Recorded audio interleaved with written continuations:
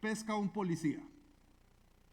O sea, ahí en realidad el policía no está ofendido, el alcalde de la ciudad no está ofendido, el presidente de la república no está ofendido, simplemente yo he incumplido una ley que regulaba la manera en que se maneja en un determinado lugar, ¿cierto? Ahora, el problema con el pecado es que aunque sí está violentando una ley, hay un ofendido siempre. Y el ofendido por todos nuestros pecados es Dios. Él es el ofendido. Cualquier actitud de pecado que nosotros tengamos es una ofensa directa a Dios.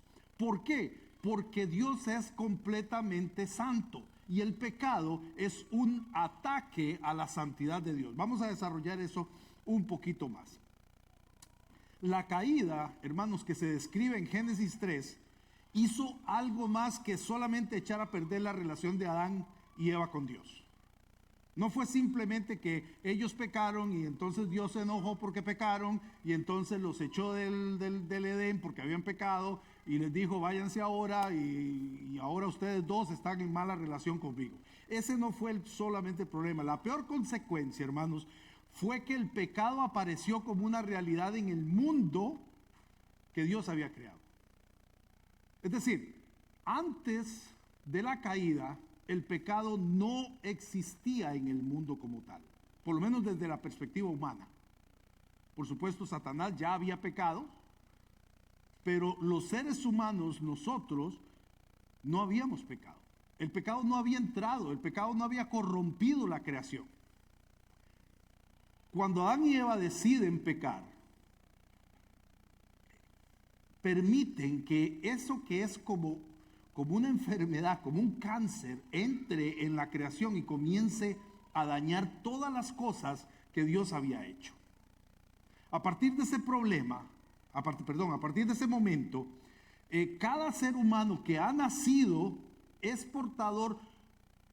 A mí no me gusta hablar del pecado original, a mí me gusta hablar de la naturaleza pecaminosa, es decir, cada ser humano que nace viene con una naturaleza que tiende al pecado de manera casi que instintiva.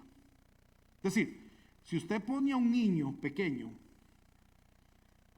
cuando están muy pequeños pues no pueden, pero cuando ya empiezan a crecer un poquito, y si usted tiene más de un hijo en la casa, sabrá de lo que le estoy hablando.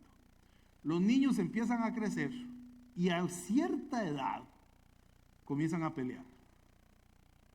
¿Y por qué pelean los niños? Normalmente por egoísmo. ¿Quién les enseñó a ser egoístas? Nadie. Es más, estoy seguro que ustedes nunca les dijeron, mira, ahora que tú estás, que ya cumpliste 3 añitos, déjame sentarte y explicarte qué tan egoísta tienes que ser con tus hermanos. Ninguno de ustedes lo hace. Eso viene solito. ¿Por qué? Porque tenemos una naturaleza que tiende al pecado y eso es consecuencia del pecado de Adán y Eva, que ha creado esa, digamos que nos heredaron esa naturaleza pecaminosa. El pecado pervierte, ya lo dije antes, el pecado pervierte todo lo que Dios consideró bueno en la creación, todo. El egoísmo y el orgullo toman el lugar principal en el corazón del ser humano. Y aquí es donde está el punto clave. Cuando nosotros vivimos nuestra vida de manera egoísta y llena de orgullo, ¿quién es el rey sobre nuestros corazones? Yo mismo. Yo me siento en el trono de mi vida. Yo me siento en el trono de mi corazón. Porque así como Adán y Eva lo hicieron en el momento de la tentación, si ustedes se ponen a pensar, la tentación de Adán y Eva no fue ninguna otra que ser iguales a Dios. Esa fue la tentación. La serpiente lo que le dice a Eva es, Dios sabe que cuando ustedes coman este fruto, serán iguales a Dios sabiendo lo que está bien y lo que está mal. Y es con estas palabras que la Biblia nos dice que Eva volvió a ver el fruto y le pareció que era codiciable. ¿Por qué? Porque el fruto siempre estuvo ahí. ¿Qué fue lo que lo hizo codiciable en ese momento? La promesa del enemigo de que ellos iban a ser iguales a Dios. Hermanos, no hay nada en la vida en que nosotros pequemos que no estemos haciendo exactamente lo mismo que Adán y Eva. Cada vez que usted y yo pecamos, estamos básicamente diciendo, aunque no lo hagamos de viva voz, estamos diciendo que nosotros sabemos mejor que Dios. Que nosotros podemos hacer las cosas mejor que Dios, porque estamos haciéndolas en contra de su voluntad. Eso es lo que significa el pecado, y por eso el pecado es tal afrenta contra Dios. Porque no es solamente que hagamos algo que a Él no le gusta, es que estamos diciéndole que podemos hacerlo mejor que Él, que nos consideramos suficientemente buenos como para ir en su contra. Dios es absolutamente santo. En otras palabras, esto lo que significa es que su justicia no tiene ninguna mancha. Nada. La justicia de Dios es perfecta. Cualquier decisión que Dios tome, cualquier cosa, cualquier juicio que emita es perfecto. Su justicia no tiene mancha. Pero también significa que su amor y su moral son perfectos. Es decir, Dios ama de manera perfecta. Y los mandamientos morales de Dios son perfectos también. Este atributo de Dios, de la santidad, hace imposible que Él tenga alguna relación con el pecado. Ninguna. De hecho, hermanos, el pecado es una ofensa hacia Dios, porque todo acto de pecar es una forma de decir que Dios, que lo que Dios creó no es realmente bueno en gran manera, sino que podemos hacerlo mejor o diferente. Entonces, ahí es donde está. Lo primero que sucede cuando estamos hablando de expiación, lo primero que sucede es el pecado y la ofensa a Dios. Ahora, ¿qué es lo siguiente que viene? El segundo paso o la segunda parte del proceso es la ira de Dios por el pecado. Si dijimos que Dios es moralmente perfecto, que es lo que acabo de decirles, el pecado no puede dejarlo indiferente. Es decir, Dios no sería moralmente perfecto si simplemente volviera la vista y dijera, no es nada. Tranquilo, mire que echaste una canita al aire, ay, yo sé, eso es muy humano. Que te robaste esa platilla, bueno, era poquito. O sea, Dios es moralmente perfecto y por tanto nada de eso puede dejarlo indiferente. Nada. Dios aborrece el pecado porque Él es moralmente perfecto y el resultado de que Él aborrezca el pecado es la ira hacia el pecador. Tiene que ser un resultado necesario. Ahora, no debemos confundir la ira de Dios con la ira del hombre. ¿Cuántos aquí han estado llenos de ira en algún momento? ¿Verdad? Muchos de nosotros. Yo estoy seguro que a ustedes les pasó lo mismo que a mí cuando se pusieron airados. Tenían rencor. Esa ira generó pasión en ustedes, estaban apasionadamente enojados.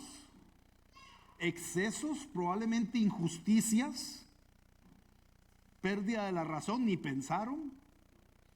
Por eso es tan peligroso cuando la gente se pone muy, muy enojada y no es capaz de controlar sus reacciones, porque puede matar a alguien en un momento, ¿verdad? Aún sin pensarlo, le da un golpe y lo mata, o le da un balazo. La ira de Dios no es igual a esto. La ira de Dios no es que Dios de pronto pega un grito en el cielo y tira rayos y centellas contra los pecadores a ver si te agarro y no corras y le tira el rayo. Eso no es la ira de Dios. No estamos hablando de esto. Dios muestra su ira contra el pecado trayendo las consecuencias que el pecado tiene sobre la vida del pecador. Es decir, la ira de Dios se manifiesta en el justo castigo del pecador por su pecado. Así es como se ve la ira de Dios. Y la ira de Dios es indispensable para poder hablar de la justicia de Dios. No podemos hablar de un Dios justo si no hablamos de un Dios que tiene ira hacia el pecado. Es imposible, porque cualquier cosa que Dios hiciera menos que el castigo por el pecado sería injusto. Cualquier cosa que Dios hiciera que fuera menos que el castigo sería injusto. Y hablando de esto, y tiene que ver con el tema que estamos tratando, yo recuerdo cuando, hablando un poco acerca del Evangelio, mi suegro me preguntaba, ¿quiere decir, yo estoy seguro que ustedes han oído esto muchas veces, quiere decir que digamos Hitler, antes de morirse, oyó el Evangelio y se arrepintió, entonces Dios no lo castiga cuando se muere, aunque se muera un minuto después? Y la respuesta que teníamos que darle nosotros era, pues sí, no lo castiga. Si se arrepintió de verdad y creyó en el Evangelio y le dio tiempo, cuando muere, no va al infierno. Y me decía mi suegro, no, es que eso es injusto. Eso es injusto. Y el problema de la justicia e injusticia que vemos especialmente en nuestros amigos católicos ha generado la creación, por ejemplo, del purgatorio, que era, el infierno es demasiado extremo, demasiado final, y el cielo es demasiado final también, pero para el otro lado. ¿Qué pasa si alguien era medio, sí, bueno, era buena persona, pero de vez en cuando hacía alguna cosita, pero eso no puede ser como para que se pase la vida en el infierno, la eternidad, ¿no? No, entonces lo que hacía, ¿qué fue lo que pasó? Pues creamos el purgatorio. Y así nos vamos para el purgatorio y nos quedamos ahí un montón de años, pero en algún momento salimos de ahí y nos vamos para el cielo. El problema de esas posiciones es que no toma en cuenta, hermanos, precisamente la justicia de Dios. Ahora, ya hemos visto, el primer paso del proceso es el del pecado, el segundo es el de la ira de Dios, el tercero sería el sacrificio reconciliatorio, es decir, hay un pecado, Dios está airado por el pecado, y entonces lo que sigue es un sacrificio. Esto está ligado con el punto anterior, que es el de la ira. Como Dios aborrece el pecado y el pecado produce su ira contra el pecador, la cual se materializa esa ira en el castigo que está determinado para el pecado, que es la muerte, una víctima debe morir para pagar por el castigo, por el pecado, y aplacar de esa manera la ira de Dios. Es el medio que el mismo Dios ha dado para la salvación del pecador del castigo merecido. Hermanos, aquí es donde empieza la cosa a ponerse interesante. Porque que digamos que hay un pecado y que Dios está airado con el pecado es fácil de entender. Pero cuando decimos que alguien o algo muere en lugar del culpable, la cosa se vuelve más complicada. Porque ahí es donde entra otra vez la idea aquella de la justicia. Es injusto que un inocente pague por este culpable. Es injusto que este culpable se vaya, como dicen en España, se vaya de rositas con todo lo que hizo y que otro que no hizo nada sea el que lleve el castigo. Eso lo vemos como una abominación, es aberrante, eso no puede ser. Y sin embargo, hermanos, es la forma en la que Dios ha decidido que funciona con nosotros. Porque ¿saben cuál es la alternativa a eso? Que todos muramos, porque todos pecamos y estamos destituidos de la gloria de Dios. Esa es la alternativa. La alternativa no es que Dios solamente juzgue al culpable, la alternativa es que Dios nos elimine a todos, porque no hay uno solo de nosotros que pueda decir que es inocente. Entonces, realmente lo que estamos viendo a través de esto es el amor de Dios, es la gracia de Dios, es una manera en la que Dios te dice, yo sé que ustedes son un montón de pecadores, pero déjenme decirles, vamos a hacer esto para que ustedes puedan entender la gravedad del pecado en primer lugar y tengan un camino de reconciliación hacia mí. En eso consiste este asunto de la expiación. Entonces, una vez que esta víctima ha muerto, una vez que esta víctima inocente ha pagado por el pecado, por los errores, por los delitos del otro, lo que sigue como cuarto punto es el perdón de Dios. La muerte de la víctima cumple con el castigo establecido, cumple con la pena. Y esto trae perdón al pecador. Ahora, hermanos, ese perdón no significa que se nos declare como inocentes en el sentido de nunca haber cometido el pecado. Ojo con esto. El perdón de Dios se nos da porque alguien más pagó. Eso es todo. Se nos imputa el castigo que otro recibió. Y por tanto, como ya alguien recibió el castigo por ese pecado, ya no hay pecado que castigar. Pero eso no significa que nosotros no seamos los que cometimos el pecado. No sé si me explico. Es decir, a ver, es que esto es un poco complicado de explicar. Cuando nosotros nos entregamos al Señor, cuando nos convertimos a Cristo, Dios ya no nos acusa de los pecados, porque Cristo pagó por ellos. Hasta ahí, ¿verdad? No voy a ir un poquito más allá porque le echo a perder lo que sigue. Lo que quiero decir es que el Señor nos pone vestiduras nuevas. El Señor nos ve a través de la persona de Cristo. No nos acusa de los pecados que hemos cometido o que vayamos a cometer. Pero eso no significa, hermanos, que no los hayamos cometido. ¿Ok? Cuando la Biblia dice que Dios se olvida de nuestros pecados y que los echa al fondo del mar, en realidad no es lo que está diciendo, no es que de pronto de su mente desaparecieron y que cuando Él nos ve piensa, oh mira, hermano pastor, mira, tú veo que no has cometido ningún pecado. No, Dios sabe exactamente cuáles fueron los pecados de Ramiro, solo que sabe, porque Cristo pagó por ellos, que Él no tiene que pagar más. A eso es a lo que me estoy refiriendo. Entonces, ese perdón de Dios es el resultado de lo que pasó. Lo que Dios perdona es el castigo. Lo que Dios elimina es el castigo. Y eso nos lleva al quinto paso, que es la restauración de la relación con Dios. Porque, hermanos, el pecado daña nuestra relación con Dios. ¿Okay? El pecado separa al ser humano de Dios, pero incluso cuando somos creyentes, el pecado daña nuestra relación. Tenemos que aprender a pedir perdón, aunque ya en este asunto pues ya estaremos hablando de otro nivel. Pero al absorberse al pecador se elimina su condición de acusado. Es decir, el pecador que estaba frente al juez, que era Dios, ya no es más el acusado en ese juicio, ya no. Ya puede salir de ahí, ya no hay una acusación en su contra. Ya no hay delito que pagar, porque la condena la ha sufrido otro. Y por lo tanto, el obstáculo que impedía la relación entre este pecador y Dios se quitó de en medio. ¿Okay? Entonces, hacemos una recopilación.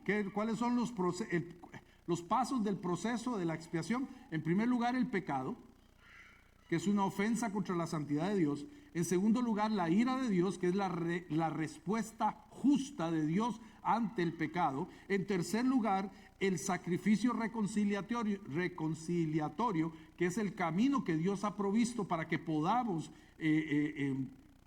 entrar nuevamente, recibir su perdón, que es el cuarto paso, el perdón de Dios. Y el quinto paso es la restauración a la relación con Dios. ¿Ok? Ahora, esta expiación se hacía sacrificando un animal limpio.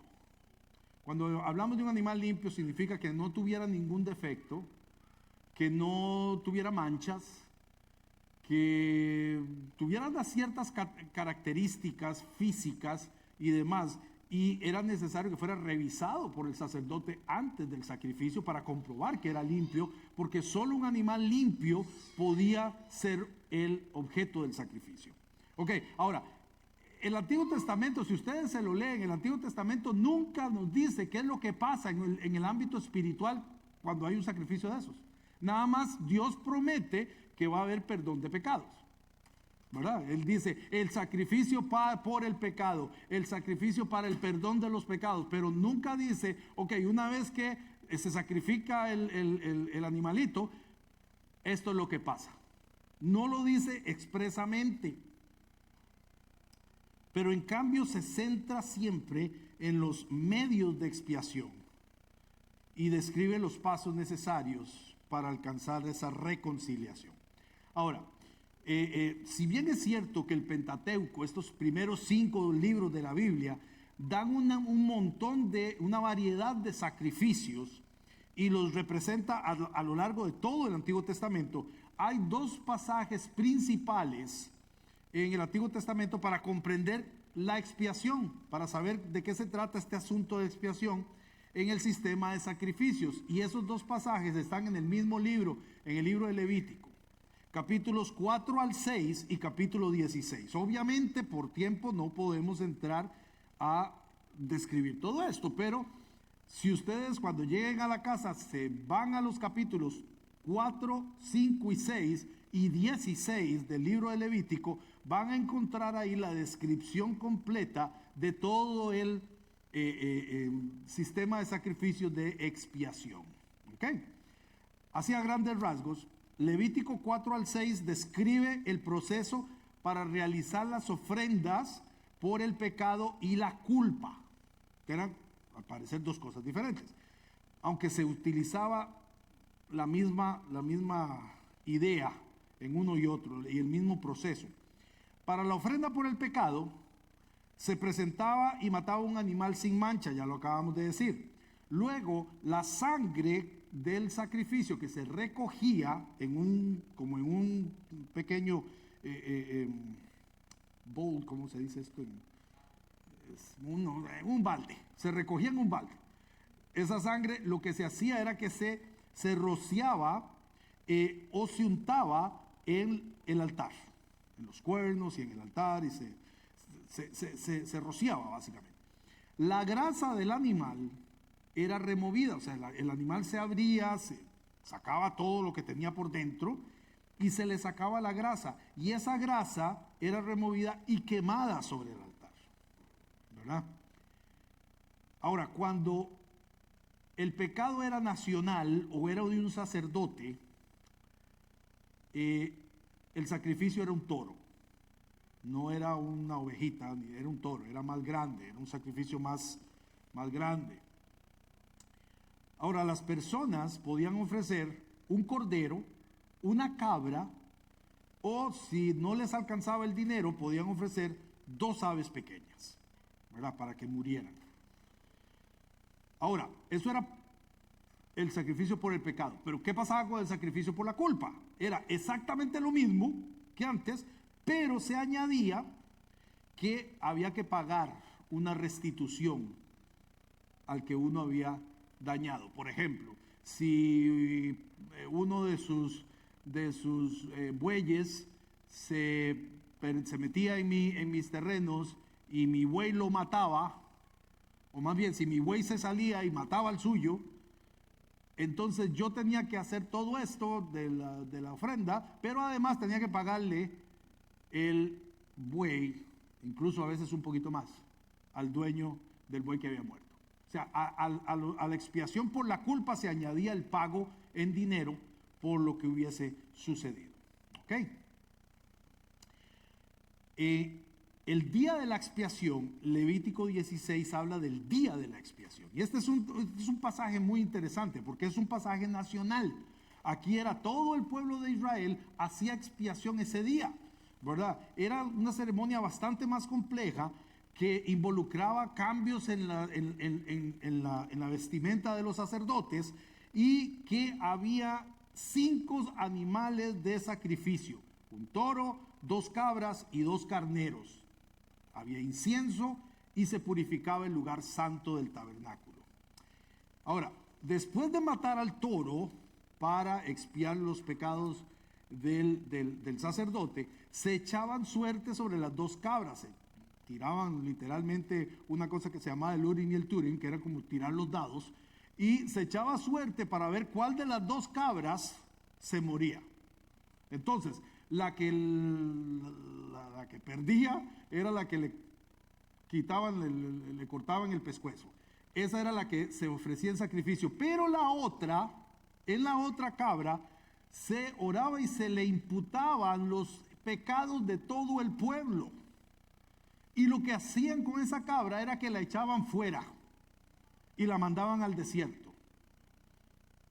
Eso es lo que se conoce como el chivo expiatorio. ¿Han oído ustedes esa frase? Andan buscando un chivo expiatorio. Era a quién echarle la culpa. Bueno, a esa cabra le echaban las culpas de los pecados de todo el pueblo y lo tiraban afuera. Y literalmente lo que hacía esa cabra era llevarse lejos los pecados del pueblo. Era una forma muy gráfica para que la gente viera que los pecados de ellos se habían ido como pueblo, ¿verdad? Se los había llevado el chivo expiatorio. Y los 2 carneros, porque ya hablamos que era un toro, 2 cabras y 2 carneros. Los 2 carneros se presentaban como ofrenda por el sacerdote y por el pueblo, y la grasa del toro y la cabra muerta también era quemada en el altar para concluir la ceremonia. Así terminaba el día de la expiación. Ahora, ¿por qué moría la gente? ¿Por qué morían los animales? Porque era muy importante que quedara claro la gravedad del pecado. Es decir, el pecado traía muerte. El pecado solo podía pagarse con la muerte. Y por eso era que los animales morían. Y eso nos lleva al punto siguiente, y es que el Antiguo Testamento, hermanos, hace mucho énfasis en el carácter sustitutivo de los sacrificios para la expiación de pecados. Esto es muy importante que lo sepamos. La expiación lo que hace es sustituir, ¿ok? Tiene un carácter sustitutivo. Es como si yo tengo que morir, pero en mi sustitución muere otro, ¿verdad? Eso estaba muy claro en el pensamiento religioso de Israel durante todo el Antiguo Testamento. Había una sustitución. Por lo tanto, no se podía ignorar la gravedad del pecado, porque el hecho de que hubiese sustitución no significaba que no fuera grave. Algo estaba muriendo, algo estaba pagando con su vida, había una sangre que era derramada. Y esto, hermanos, es bien importante, porque nos muestra cómo Dios trata con nosotros, trata con el pecado con amor y misericordia, a pesar de todo. Porque fue Él mismo el que proveyó el sistema de sacrificios para que hubiese expiación. El sacrificio de animales, hermanos, no tenía un valor en sí mismo. Es decir, la muerte del animal no iba a quitar mi pecado a menos que Dios decidiera que así fuera. Es decir, yo podía matar a todo el ganado que yo tenía en la casa, que si no fuese porque Dios había dicho que la muerte de alguien bajo el sistema de sacrificios iba a pagar por mi pecado, eso no hubiera servido de nada. Es la decisión de Dios, fue su voluntad, fue su soberanía, la enorme soberanía de Dios decidiendo que un animal pague por mi pecado. ¿Por qué pasa eso? Bueno, porque Dios lo decidió así, es soberano, punto. Y se acabó.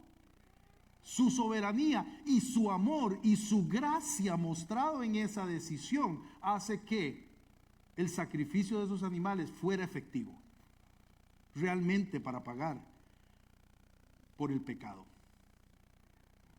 Es el amor de Dios y no la sangre de estos machos, cabríos y becerros lo que borra el pecado. Y por supuesto, hermanos, Dios busca una disposición correcta en sus adoradores. es decir, arrepentimiento. Porque de nada valía, y esto está en la misma Biblia, de nada valía que yo fuera al sacerdote con un sacrificio si no había nada aquí. ¿Quién de ustedes ha visto la película esta, El Padrino? Ninguno, qué problema. O sea, yo era pastor de una iglesia, a mí me encanta el cine, me encanta ver películas. Y yo cada vez que preguntaba a la iglesia decía, hermanos, ¿han visto tal película? Y nadie me decía nada. Yo decía, Dios mío, voy a tener que pedir perdón a Dios yo por esta iglesia, les decía. No, hay un libro en el que se basa la película, ¿no? Del Padrino. Y en este libro, eso no se ve en la película, pero sí se ve en el libro. Después de que los mafiosos mataran a alguien, iban corriendo a la iglesia, se confesaban para recibir la absolución de su pecado y salir de ahí limpios. Ya si los mataban, ya se iban para el cielo. Ustedes no crean que algunos israelitas no hacían exactamente lo mismo. Sabiendo que habían pecado, se llevaban el animalito, lo presentaban para que lo mataran y ya, ¿verdad? Ya murió, ¿verdad? Ya estoy libre de pecado. Pues no, porque Dios mismo les dice que de nada les sirve esos sacrificios. De nada. Porque Él lo que quiere es un corazón arrepentido. Y eso es bíblico. Y eso está en el Antiguo Testamento, ni siquiera en el Nuevo. Entonces el arrepentimiento, hermanos, del pecador siempre fue parte también del proceso de expiación. No era un asunto, no es magia, no es brujería. Se requiere que haya un corazón arrepentido que vaya delante de Dios o que fuera delante de Dios y pidiera perdón por su pecado y presentara una ofrenda, un sacrificio por su pecado. Muy bien, hasta ahí con la parte ¿cómo se llama? Del Antiguo Testamento. Ahora vamos a hablar un poco de el Nuevo Testamento, cómo se desarrolla este tema en el Nuevo Testamento. Les dije al principio que el concepto de expiación en el Nuevo Testamento es centralmente importante, es decir, es muy importante para el Nuevo Testamento, pero la palabra no se usa nunca, ¿verdad? Los términos griegos que más se acercan son tres en realidad, los vamos a ir viendo todos ellos. Pero uno es hilasterión y otro es hilaskomai. Y vamos a detenernos un poquito en ellos. Estos dos palabras se traducirían mejor así como expiar, pero casi como propiciar, ¿verdad? El Nuevo Testamento, hermanos, interpreta la expiación en torno a la persona y la obra de Cristo, centrada especialmente en una cruz, especialmente en su muerte, en una cruz romana. Déjenme para leerles, aunque ustedes no pueden verlo, yo puedo leer de aquí. Permítanme un momentito, por favor.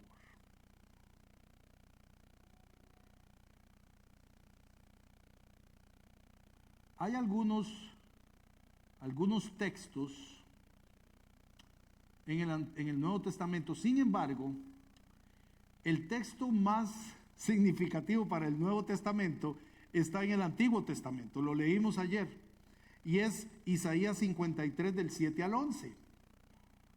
Voy a leerlo para ustedes. Dice así: angustiado él y afligido, no abrió su boca.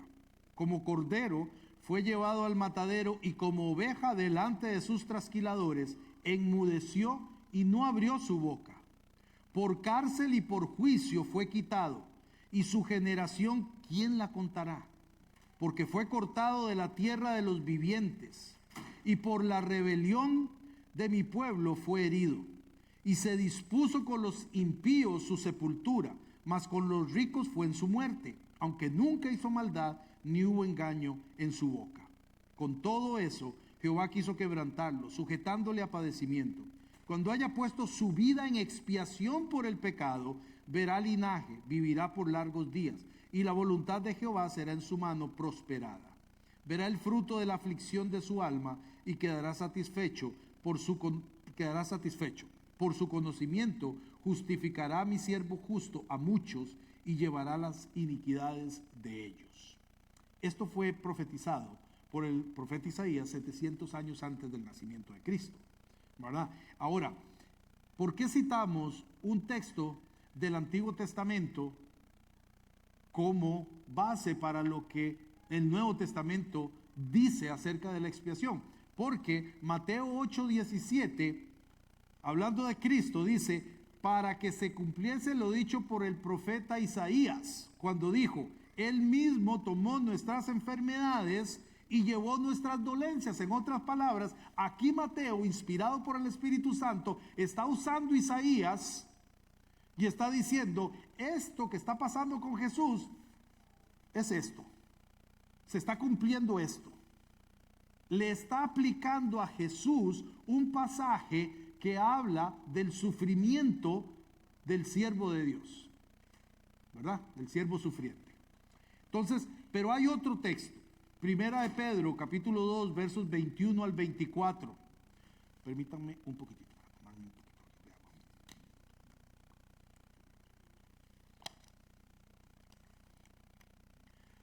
Primera de Pedro 2, 21 al 24 dice, pues para esto fuisteis llamados, porque también Cristo padeció por nosotros, dejándonos ejemplo para que sigáis sus pisadas. Y pongan atención a esta parte que sigue. El cual no hizo pecado ni se halló engaño en su boca. Esto es un reflejo completo de la parte de Isaías donde dice, no se encontró maldad en él, ni hubo engaño en su boca. Quien cuando le maldecían, no respondían con maldición. Cuando cayó, como oveja al matadero, cayó y no dijo nada. Cuando padecía, no amenazaba, sino encomendaba la causa al que juzga justamente, quien llevó él mismo nuestros pecados en su cuerpo sobre el madero, para que nosotros, estando muertos a los pecados, vivamos a la justicia, y por cuya herida fuisteis sanados. Esto también es una aplicación de Isaías 53. Ya esto es después de la muerte de Jesús. Esto es Pedro interpretando la cruz a la luz de la profecía de Isaías. ¿Okay? Juan 1:29 dice, el siguiente día vio Juan a Jesús que venía a él y dijo, he aquí el Cordero de Dios que quita el pecado del mundo. Hermanos, esto definitivamente es una declaración teológica profundísima. O sea, Juan lo que está diciendo cuando ve a Jesús es, ese que ven ahí ustedes es el que va a ser usado por Dios para quitar el pecado de la humanidad, para pagar. El Cordero de Dios literalmente significaba el que va a ser sacrificado, la ofrenda de sacrificio, el que va a morir. El Cordero es lo que más se llevaba a morir, a los sacrificios, ¿verdad?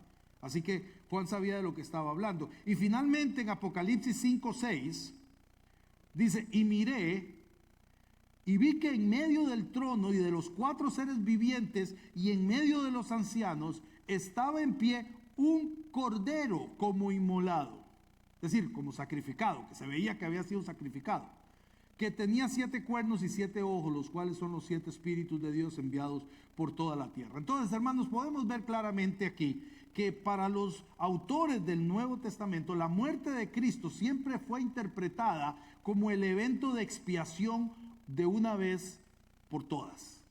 Es decir, ya no iba a ser necesario que cada vez que alguien pecara tuviera que ir con un animalito y presentarlo como ofrenda por su pecado. Ya no era necesario, porque la muerte de Cristo había sido un sacrificio por toda la humanidad, según dijo Isaías. Porque su sacrificio cumplió y superó todos los otros medios en los que los humanos habían confiado previamente para expiar el pecado. Todas estas formas de reconciliación son eclipsados, son empequeñecidos por la cruz.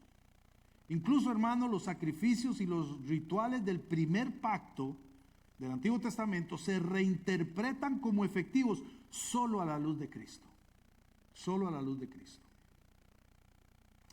A pesar de esta interpretación radical de la expiación en el Nuevo Testamento, hermanos, una gran parte de la teología que todavía rodea el significado de expiación sigue siendo la misma. Es decir, se está reinterpretando el asunto de la expiación, pero lo que está detrás, el entendimiento de lo que esto significa es exactamente lo mismo. Como en el Antiguo Testamento, el pecado sigue siendo un problema. Aleja a los humanos de Dios y nos deja necesitados de redención. Los autores, hermanos, del Nuevo Testamento a menudo ven la muerte como, ya les dije, como un paralelo del siervo sufriente, que lleva los pecados de muchos, levanta sus iniquidades e incluso es referido como una ofrenda por la culpa. ¿Ok? Muy bien, seguimos. De acuerdo con el Nuevo Testamento, entonces, hermanos, Dios es el iniciador de la expiación. No somos nosotros, es Dios el iniciador del proceso de la expiación, porque es Él el que proporciona un medio para que las personas reciban limpieza y entablen una relación con Él. Recuerden Juan 3, 16 y 17, lo hablamos ayer. Porque de tal manera amó Dios al mundo que dio a su Hijo unigénito, para que todo aquel que en Él crea no se pierda, sino que tenga vida eterna. Porque no vino el Hijo a condenar al mundo, sino para que el mundo fuera salvo por medio de Él. Es decir, el que toma la iniciativa es Dios, enviando a Jesús, ¿verdad? Así que Él es el que inicia esto. Además, la cruz se entiende, hermanos, como un acto de obediencia sacrificada por Cristo y como una demostración del amor del Padre por la humanidad. Muy bien. La siguiente palabra de las que les dije antes es hilasterión. Esto es la satisfacción. Por cierto, hilasterión lo que significa literalmente es propiciación, ¿verdad? Ustedes van a ver muchas veces la palabra propiciación y no tanto la palabra expiación en el Nuevo Testamento. Una propiciación era cuando nosotros o el ser humano satisfacía a un Dios. Cuando le llevaba un sacrificio para agradar al Dios, para que el Dios estuviera contento con esta persona, ¿verdad? Entonces, la satisfacción desde el punto de vista cristiano, una propiciación sería la satisfacción de las demandas que son justas de Dios en relación con el pecado. Y se cancela esa deuda a través de la muerte de la víctima y la ira de Dios es alejada. Vean el texto de Romanos 3, 24 a 25, dice: siendo justificados gratuitamente por su gracia, mediante la redención que es en Cristo Jesús, a quien Dios puso como propiciación por medio de la fe en su sangre, para manifestar su justicia a causa de haber pasado por alto en su paciencia los pecados pasados. Hermanos, esto es bien importante. En el Antiguo Testamento, en el libro de Levítico 17:11 dice: porque la vida de la carne en la sangre está, y yo os la he dado para hacer expiación sobre el altar por vuestras almas, y la misma sangre hará expiación de la persona. Aquí se menciona la sangre. En el Nuevo Testamento se habla mucho de la sangre también. Pero hay una enorme diferencia en el Nuevo Testamento con respecto al uso de la palabra sangre, y es que la sangre tiene que ser la sangre de Cristo. Es decir, en el Antiguo Testamento no importaba mucho de quién era la sangre. En el Antiguo Testamento lo importante es que hubiese sangre, que hubiese derramamiento de sangre. Y esto, hermanos, es algo interesante porque esto es el uso de una forma que se llama metonimia. Y no se preocupen por eso, ya se los voy a explicar. La metonimia es cuando utilizamos una palabra o el nombre de una cosa para designar otra. Por ejemplo, sangre y muerte, como en este caso, o noche y oscuridad, o inteligencia y cabeza. Ustedes ahora utilizan metonimias a cada rato. Uno dice, es que ese hombre sí tiene cabeza, viera. Y no es que tiene una cabezota así, es que es muy inteligente. Eso es lo que ustedes quisieron decir, ¿verdad? Al final, utilizamos estas formas, y los autores de la Biblia también lo hacían. En este caso, sangre.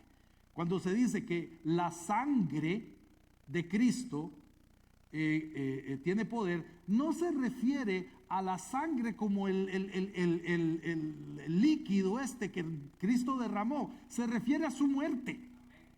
Entonces, aquí también se está utilizando de esta manera en este texto de Romanos, cuando Pablo dice que Dios puso como propiciación por medio de la fe en su sangre, ¿verdad? No significa, otra vez, este asunto, la gente, lamentablemente en nuestros medios cristianos somos muy buenos en utilizar cosas que, como les digo, más parecen a veces brujería. Me cubro con la sangre de Cristo, me cubro, cúbrase con la sangre de Cristo, hermano, lo cubro, como si fuera algo que nos echamos. O sea, sentimos como que nos estamos echando un balde de sangre encima, y que como andamos con esa sangre así, todos manchados de rojo, entonces ya, no sé, el enemigo no nos va a hacer algo, o no sé. La realidad, hermanos, es que cada vez cuando aquí se dice que la fe en la sangre de Cristo, significa que la fe en la muerte de Cristo, y la fe en la muerte de Cristo por lo que significó, que fue precisamente la expiación de los pecados. Cuando yo pongo mi fe en eso, cuando yo entiendo que la muerte de Cristo es la forma en que Dios ha bregado con el pecado de la humanidad, en ese momento yo tengo fe en la muerte de Cristo, ¿verdad? Y es exactamente lo que sucede acá. Muy bien. Hebreos 9:22 dice lo mismo también, hablando un poco sobre esto. Y si casi todo es purificado según la ley con sangre, y sin derramamiento de sangre no se hace remisión, es decir, no hay perdón.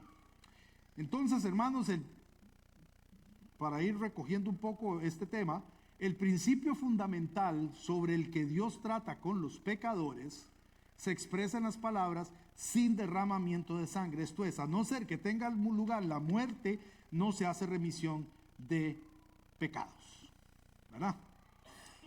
Muy bien, pero como les decía antes, tiene que ser, lo esencial es que esa sangre derramada fuera la de Cristo. Ahora, les hablé de una tercera palabra, que es hilasmos, que significa misericordioso, propicio, expiación, un medio por el cual el pecado es cubierto y remitido. Y esta palabra se utiliza en el Nuevo Testamento tanto de Cristo como la propiciación y su Hijo en propiciación. Vamos a ir viendo estos detalles, porque eso está en dos textos que están en Primera de Juan. Primera de Juan, capítulo 2, versos 1 al 2, dice: hijitos míos, estas cosas os escribo para que no pequéis. Y si alguno hubiere pecado, abogado tenemos para con el Padre, a Jesucristo el justo. Y Él es la propiciación por nuestros pecados, y no solamente por los nuestros, sino también por los de todo el mundo.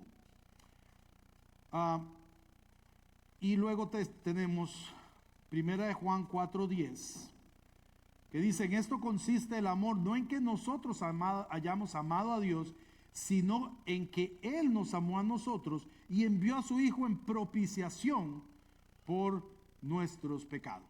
Ahora, lo que esto significa, hermanos, es que Él mismo, por medio del sacrificio expiatorio de su muerte, es el medio personal por el cual Dios muestra misericordia al pecador que cree en Cristo como aquel que ha sido dado como tal provisión. Aquí vamos a entrar en una parte interesante. En el primer pasaje, o sea, en 1 Juan 2, se le describe como la propiciación por nuestros pecados. Lo que se indica es que, siguen, perdón, no solamente por los nuestros, sino también por los de todo el mundo. Aquí lo que se indica es que se ha efectuado una provisión para todo el mundo, de manera que nadie queda por predeterminación divina excluido de la esfera de la misericordia de Dios. Sin embargo, la eficacia de la propiciación se hace real para aquellos que creen. ¿Ok? O sea, en otras palabras, de nada le sirve a alguien que no cree que Cristo haya muerto en la cruz, porque no se apropia de esa propiciación, de esa expiación. Es decir, no se genera una propiciación, una expiación en su favor. Esto iría en contra de una tendencia doctrinal que hay ahora, que se llama universalismo. Bueno, ahora, ha existido toda la vida, pero ahora se conoce como universalismo. El universalismo lo que dice es que Dios es amor, y por tanto un Dios de amor no puede mandar a nadie al infierno. Por tanto, aunque van a estar castigados un tiempito, en algún momento Dios va a levantar y va a perdonar a todo el mundo y se los va a llevar para el cielo. Básicamente, y utilizan este texto, el texto de 1 Juan 2, cuando dice, y no solamente por los nuestros, sino también por los de todo el mundo. Entonces dicen, se da cuenta, los pecados de todo el mundo han sido ya pagos. Y se saltan a la torera el asunto de la fe, ¿verdad? Se lo saltan. Al final, hermanos, el punto es que el sacrificio de Cristo es eficaz para salvar a la humanidad, pero solo es eficiente para aquellos que ponen su fe en Él. En otras palabras, solo tiene efectos en aquellos que ponen su fe en Cristo. ¿Ok? Ese es el pequeño detalle con este texto. Ahora, existe un remedio para aquellos que pecan y lo confiesan. Y esto es interesante, porque consiste en el hecho de que tenemos a uno que habla del Padre en defensa nuestra, un abogado. La Nueva Versión Internacional parafrasea esto, la palabra abogado tenemos para con el Padre. Nueva Versión Internacional dice, tenemos a uno que habla ante el Padre en nuestra defensa. La palabra castellana de abogado se basa en otra palabra en latín, que era advocatus, que a su vez es la palabra en latín que corresponde al griego parakletos, que es exactamente como se le llama, o es una de las funciones del Espíritu Santo, por cierto. Parakletos lo que significa literalmente es uno llamado al lado de otro para ayudarle. Eso es lo que es un parakletos. Entonces un abogado es alguien que es llamado al lado de alguien para ayudarle también, ¿verdad? Aunque algunos no nos crean. O sea que cuando yo me convertí y me decían, pero hermano, pero si usted es abogado, sí, claro, a mí también me perdonó el Señor. No me creía muy bien eso de que yo era creyente y era abogado. Pero en este contexto de este texto, cuando Juan dice que tenemos abogado ante el Padre, definitivamente significa abogado defensor. Es decir, es un contexto legal lo que Juan está utilizando acá. Y significa que una persona que intercede en favor de otro. Nosotros, hermanos, no tenemos nada, absolutamente nada que argumentar para pedir el perdón de Dios ante Él. Nada, ¿qué le podemos decir? Pero ahí es donde Jesucristo actúa como nuestro abogado y presenta su defensa en nuestro favor. Ahora, ¿cuál es la defensa? ¿En qué se fundamenta la defensa que hace Jesús de nosotros? Y eso es lo que Juan pasa a desarrollar en el pensamiento, describiendo a Jesús como la propiciación. ¿Ok? La propiciación, es decir, hilasmos por nuestros pecados.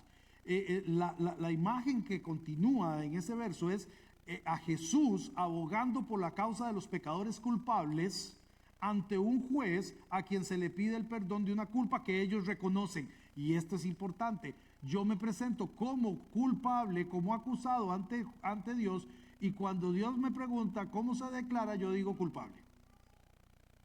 O sea, no vengo aquí a defender mi inocencia, Señor Dios. Yo soy culpable. Entonces Jesús, que está al lado mío, que es mi abogado, empieza la defensa. Y dice, sí, este hombre es culpable. Sí, todo lo que se le acusa es cierto, pero yo soy la propiciación por sus pecados, por sus delitos. Yo ya pagué por ellos. Y en eso consiste la defensa. No le está pidiendo a Dios que los declare inocentes, o sea, que diga que no hay evidencia de que haya pecado, sino que les conceda el perdón por el pecado que reconocen. Pero para que ese perdón se dé, se realiza una acción con respecto a los pecados que tiene el efecto de volver a Dios a favor del pecador. En otras palabras, el juez se vuelve a favor del acusado. ¿Por qué? Porque hay la sentencia que podría tener el acusado ya fue cumplida. Y los efectos del pecado son cancelados por dicha acción. En 4:10, ¿verdad? En 4:10 los voy a leer nuevamente para ustedes. Primera de Juan 4:10 dice, en esto consiste el amor, no en que nosotros hayamos amado a Dios, sino en que Él nos amó a nosotros y envió a su Hijo en propiciación por nuestros pecados. El hecho de que Dios envió a su Hijo en propiciación por nuestros pecados es expuesto por Juan como la gran expresión del amor de Dios hacia el hombre y la razón de por qué los cristianos debieran amarse unos a otros. Juan está hablando del amor que nosotros deberíamos de tener por nuestros hermanos. Y utiliza este texto para decir, Dios nos amó primero y entregó a Jesús como propiciación. ¿Cómo no vas a amar a tu hermano? Para lo que a nosotros nos interesa, este verso lo que hace es probar que el proceso de la expiación, hermanos, es iniciado siempre por Dios, proveyendo el medio para que se produzca el perdón de los pecados del pecador arrepentido. En el Antiguo Testamento, hermanos, esta provisión consistía en el sistema de sacrificios ordenado en la ley, y en el Nuevo Testamento en el requisito de la fe en el sacrificio expiatorio de Cristo. Muy bien. Todavía falta. Esta vez se me fue la mano. Se me fue la mano. Una última palabra que está por aquí, después vamos a entrar en algunas teorías sobre la expresión, es hilaskomai.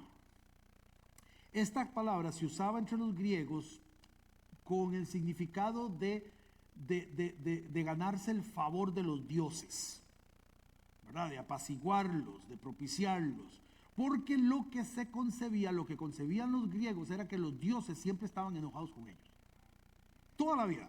Entonces había que hacer algo para que no estuvieran tan enojados, y estaban enojados por lo que fuera. Los dioses griegos eran terriblemente, ¿cómo se dice? Eran como niños. De pronto se les ocurría, se enojaban. Unas diosas un día se enojaron porque hicieron un concurso para ver cuál era la más bella entre 3 diosas, y el pobre que le dijeron que eligiera, cuando eligió, las otras 2 se le fueron encima y lo desgraciaron para todo el resto de la vida. Y la que ganó ni se acordaba de él, ¿verdad? O sea, los dioses eran un verdadero problema para los griegos. Eran un problema serio. Entonces ellos comienzan a crear todas estas formas de tratar de apaciguarlos, de tratar de que estuvieran contentos, y crean esta palabrita, este hilaskomai, que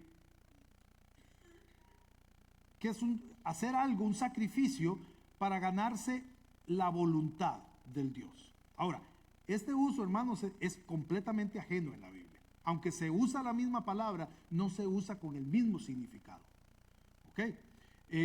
Tanto en la Biblia griega que había, en el Antiguo Testamento griego, que era el que se usaba en el tiempo de Pablo y en el tiempo en que Cristo caminó por la tierra, es una versión que se le llama ahora la Septuaginta, porque hay toda una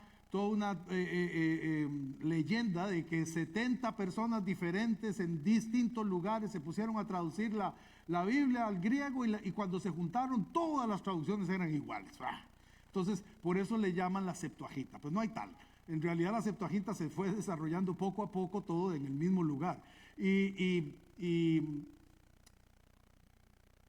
en ella se utilizaba esta palabra, porque recuerden que lo que hicieron la Septuaginta se traduce al griego porque muchos de los judíos que se habían ido de Israel vivían en lugares donde se hablaba griego. Yo a veces pienso que eso se parece mucho a lo que nos pasa a nosotros, los hispanos. Nos venimos para otros países donde se habla otro idioma y nuestros hijos, a pesar de que hablan español con nosotros en la casa, cada vez que hablan entre ellos hablan en inglés. Y los nietos nuestros, a menos que haya un esfuerzo muy grande de nuestros hijos, van a hablar solamente en inglés. Eso les pasó a los judíos también. Se fueron de Israel, salieron de Judea, se quedaron en lugares en todas partes del mundo donde la lengua, digamos, común era el griego. Y estos muchachos nacieron y se criaron en esos lugares hablando griego, pero eran israelitas. Es decir, ellos creían en el Dios de Israel e iban a la sinagoga y todo el asunto, pues no entendían nada de lo que les decían. Entonces lo que hicieron, lo que se hace es traducir la Biblia o los escritos sagrados judíos al griego, y es lo que se conoce como la Septuaginta, ¿verdad? Muy bien, esa era la parte de historia. Ahora, ni en la Septuaginta, ni en el Nuevo Testamento, que también se escribe en griego, nunca se utiliza esta palabra de ningún acto por medio del cual el hombre lleve a Dios a una actitud favorable o a una disposición de gracia. No funciona de esa forma. Es Dios quien es propiciado por la vindicación de su carácter santo y justo, con lo cual, por medio de la provisión que Él ha dispuesto, ¿en qué? En el sacrificio de Cristo, Él ha tratado el pecado y puede mostrar misericordia al pecador, quitándole la culpa y remitiéndole los pecados. Y eso podemos verlo en Lucas 18:13, que dice: mas el publicano, estando lejos, no quería ni aún alzar los ojos al cielo, sino que se golpeaba el pecho diciendo: Dios, sé propicio a mi pecador. Aquí está utilizando esta palabra que les acabo de escribir. Y Hebreos 2:17 dice: por lo cual debía ser en todo semejante a sus hermanos, para venir a ser misericordioso y fiel sumo sacerdote en lo que a Dios se refiere, para expiar los pecados del pueblo. Aquí se traduce como expiar, pero la palabra en realidad tiene que ver con propiciación. Muy bien. Ahora hay varias otras metáforas que utilizan los autores del Nuevo Testamento para referirse a la obra expiatoria de Cristo. Y la sacan de diversas esferas de la vida pública, ¿verdad? Son imágenes que les permitieron a los primeros cristianos comprender bien la muerte de Cristo y el significado de la expiación. Uno de ellos es rescate o redención. Es probablemente la metáfora más antigua de todas, y básicamente en el mundo grecorromano donde se genera la iglesia, el rescate o lutrosis, así era como se decía, se refería al precio que se pagaba por la liberación de un esclavo o cautivo. En otras palabras, cuando yo iba y le pagaba a alguien el precio de un esclavo, pero le pagaba no para que fuera mi esclavo, no era que lo compraba, le pagaba el precio al dueño, pero le decía al esclavo: ya, eres libre. Eso es redención, eso es rescate, ¿verdad? Entonces, en el Nuevo Testamento hay muchos textos en los cuales se dice que Cristo nos ha redimido, que nos ha hecho redención de nuestros pecados. Entonces, cuando ustedes vean esa palabreja por ahí, vean redención, sepan que se está refiriendo a un precio que pagó Dios. Cristo pagó el precio para nuestra libertad. De eso se trata, ¿verdad? Ese es el asunto. Muy bien. Otra metáfora era el sacrificio. Esto es la forma más común de expiación, ¿verdad? Y también es la forma más común en el Nuevo Testamento para hablar de la muerte de Cristo. Si ustedes leen Hebreos, el autor de Hebreos considera a Cristo el sacrificio, él, como el cordero que se lleva a sacrificar, y al mismo tiempo el que lleva al sacrificio. Él es, en ese sentido, Jesús, a la luz de Hebreos, es el sacerdote que presenta el sacrificio y el sacrificio mismo, ¿verdad? Entonces, es muy bonito esa metáfora, y me encanta cómo lo ve el autor de Hebreos. Y por supuesto el texto que leímos de Juan, donde dice el Cordero de Dios que quita el pecado del mundo, ¿verdad? Un sacrificio. También está la figura de la reconciliación, que está estrechamente relacionada, hermanos, con la imagen del sacrificio. Así que no solamente Jesús restauró a los pecadores y marginados a una relación correcta en el contexto del judaísmo del siglo I. La muerte de Cristo, hermanos, reconcilia al mundo con Dios. Así de simple. Dios es el iniciador de la obra reconciliadora y restaura la relación. Muy bien, muy bien. Estamos ya casi terminando. No se me desesperen, ya casi terminamos. Quiero terminar dándoles unas cuantas teorías que se han desarrollado a lo largo de la historia de la iglesia sobre la expiación, ¿verdad? Obviamente, la expiación como tal se desarrolla bíblicamente durante la segunda mitad del siglo I, pero a partir de entonces comienzan los pensadores cristianos a desarrollar esta teoría y a ver cómo la explicamos, ¿verdad? Y entonces hay varias de estas teorías. Yo voy a explicarles 4 de ellas. 4, y voy a empezar por la que yo considero que es la más acertada, que es la de la satisfacción penal, ¿verdad? La teoría de la satisfacción penal de la expiación. Esta teoría se basa en la profecía de Isaías 53, ¿verdad? Y en lo que dice Primera de Pedro, pero también en la interpretación legal de la muerte de Cristo.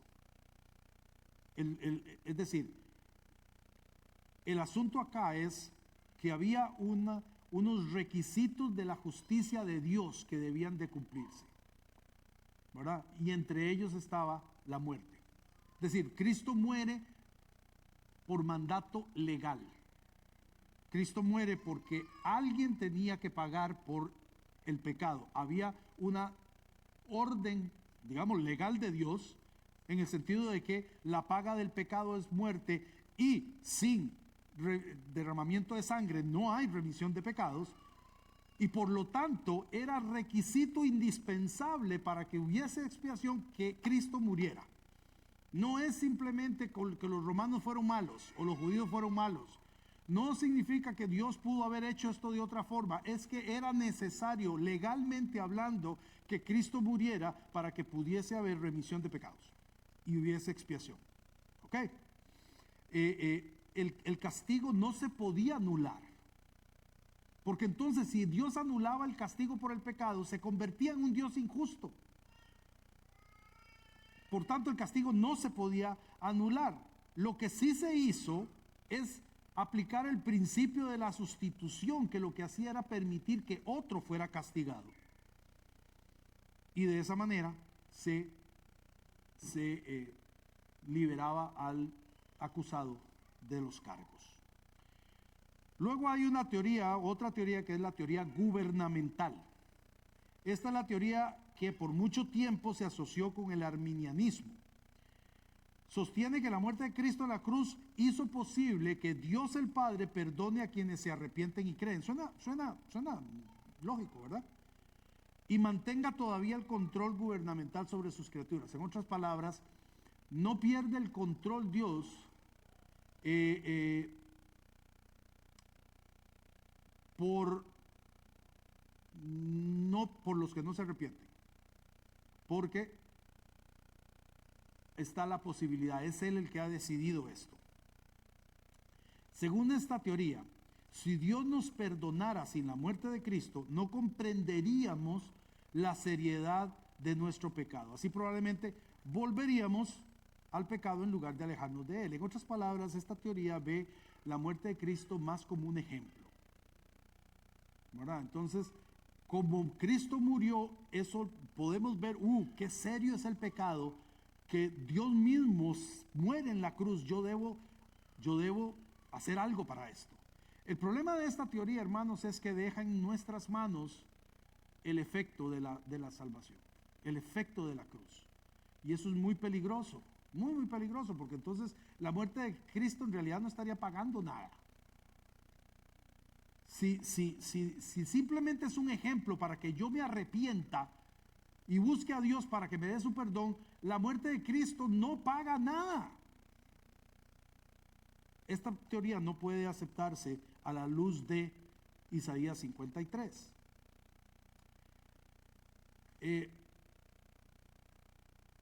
La tercera teoría es la de la influencia moral. Esta está todavía peor.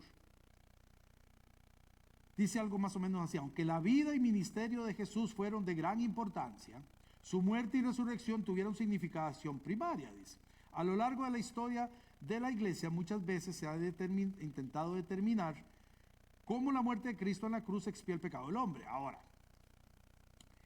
esta teoría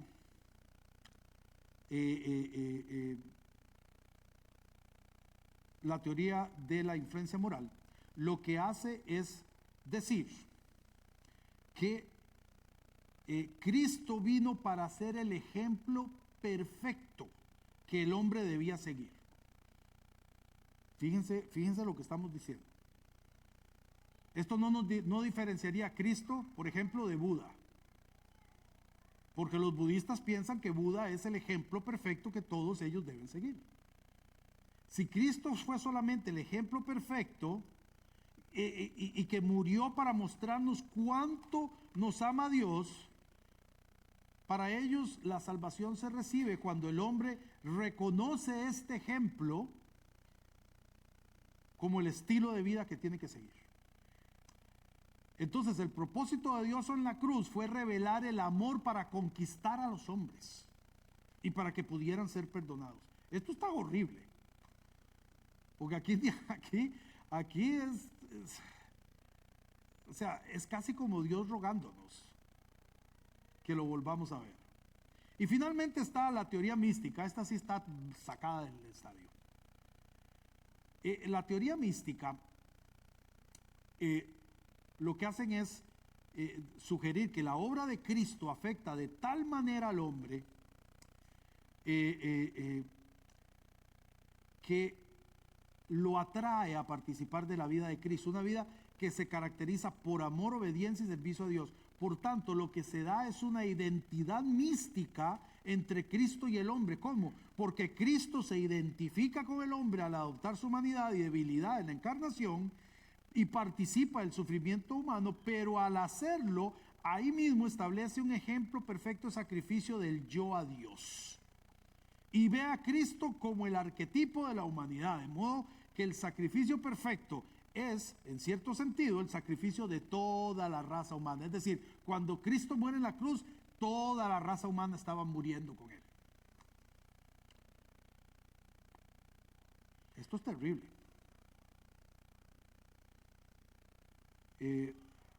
Según estos místicos, el sacrificio de Cristo nos pone a la humanidad en un nuevo plano, un plano diferente, místico, del cual pueden tomar parte todas las personas por medio del arrepentimiento y la fe, viviendo a semejanza de Cristo.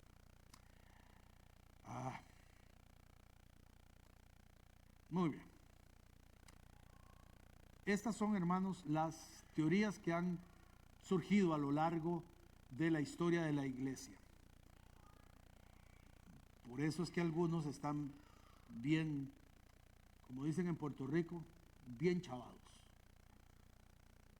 Están totalmente perdidos. Están locos. Se han puesto, estas teorías lo que hacen peligrosamente, hermanos, es desviar el objetivo de la expiación.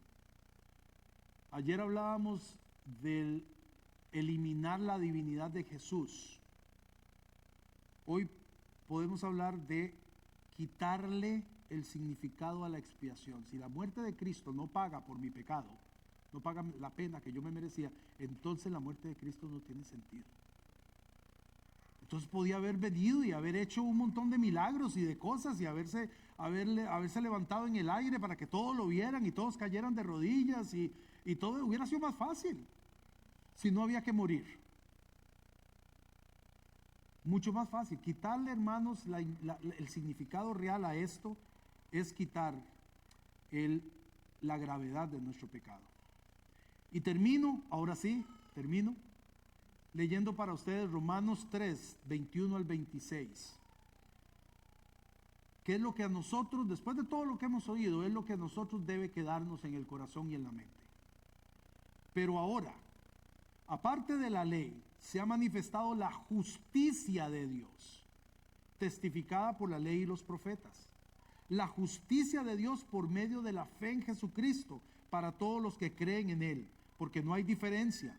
Por cuanto todos pecaron y están destituidos de la gloria de Dios, siendo justificados gratuitamente por su gracia, mediante la redención que es en Cristo Jesús, a quien Dios puso como propiciación por medio de la fe en su sangre, para manifestar su justicia, a causa de haber pasado por alto en su paciencia los pecados pasados, con la mira de manifestar en este tiempo su justicia, a fin de que Él sea el justo y el que justifica al que es de la fe en Jesús. Hermanos, ahora que lleguen a la casa, hagan un ejercicio.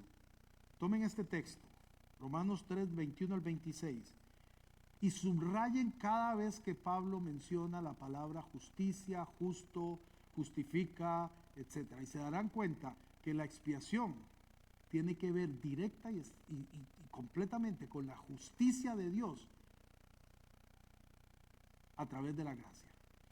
Es decir, la muerte de Cristo muestra su justicia, pero al mismo tiempo muestra su gracia. De esto se trata la expiación. Que Dios me los bendiga, hermanos. Déjenme orar. Padre, gracias por este tiempo, Señor, y gracias por tu palabra, Señor. Gracias por la expiación, gracias porque quitaste todas las acusaciones que había en nuestra contra, Señor. Te bendecimos por eso, Padre, y te pedimos en el nombre de Jesús que nunca nos permitas olvidar lo que esto significa, Señor, y que siempre, Padre, podamos tener un corazón agradecido por lo que esto significa para nosotros. Gracias, Padre, en el nombre de Jesús. Amén. Hermano, y no sé cuál es el siguiente paso. Entiendo que habían preguntas. Bueno, dale, brother, dale.